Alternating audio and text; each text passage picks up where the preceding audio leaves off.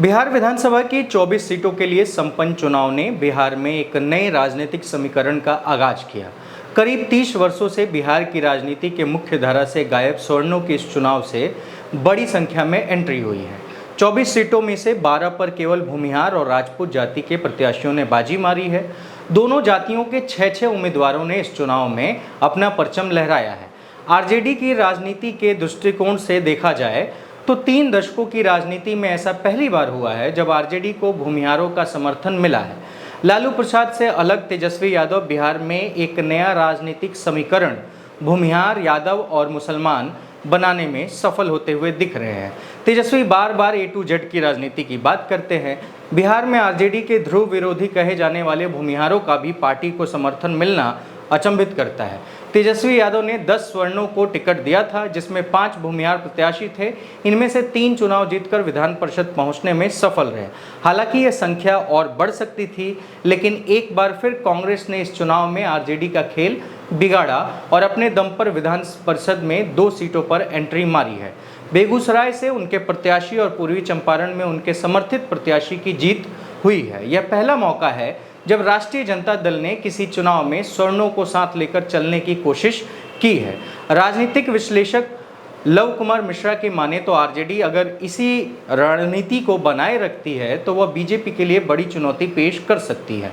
पिछले लोकसभा चुनाव के पहले से ही तेजस्वी यादव राष्ट्रीय जनता दल को A to Z की पार्टी बता रहे थे।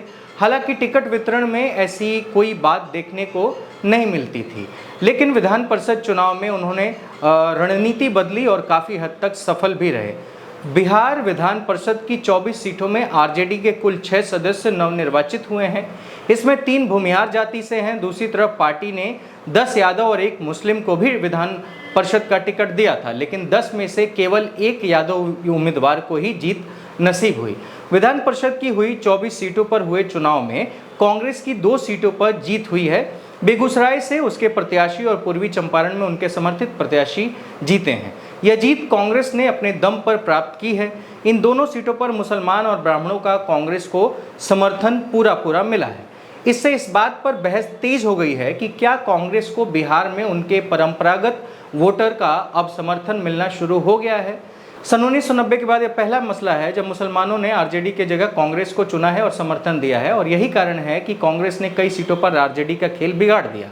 बताते चलें कि आरजेडी बिहार विधान परिषद में अपने दम पर चुनाव मैदान में उतरी थी।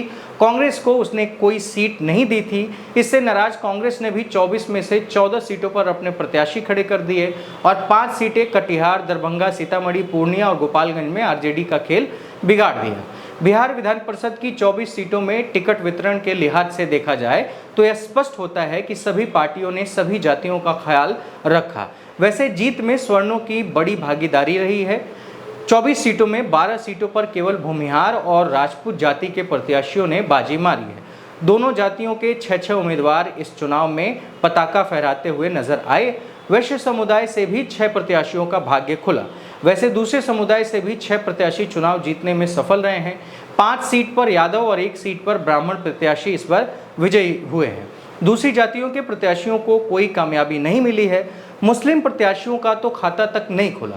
सबसे ज़्यादा भूमिहार और राजपूत इस पूरे विधान परिषद के चुनाव में जीते हैं और बीजेपी से जीते हैं।